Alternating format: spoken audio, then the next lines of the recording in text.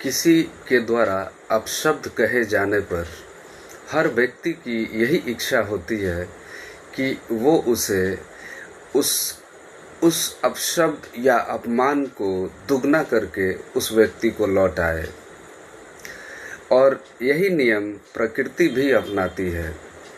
प्रकृति का भी यही नियम है कि आप जो भी करते हैं, आप जो भी दूसरों को देते हैं, प्रकृति उसे दुगना तिगुना करके आपको वापस लौटाती है।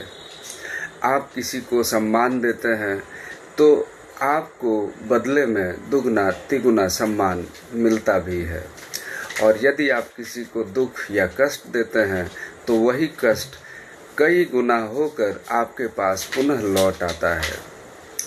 परंतु प्रकृति के इस नियम को आप अपने हाथ में ना लें। आप प्रकृति को अपना काम करने दें।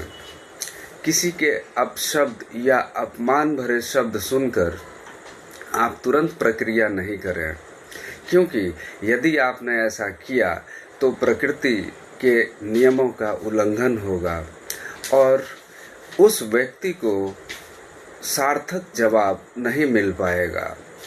वो सही समय नहीं है कि प्रकृति उसे सार्थक जवाब दे।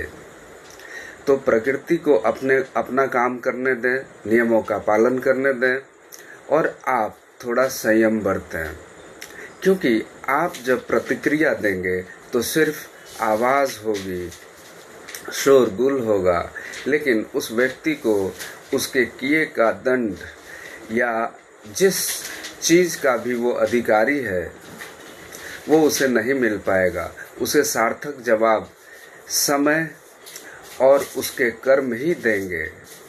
तो अच्छा है कि हम प्रतिक्रिया की जगह हम सही तरीके से उस व्यक्ति को सही रिस्पॉन्स दें, यानी उस वक्त हम चुप रहें और सही समय का इंतज़ार करें, प्रकृति के नियमों का सम्मान करें।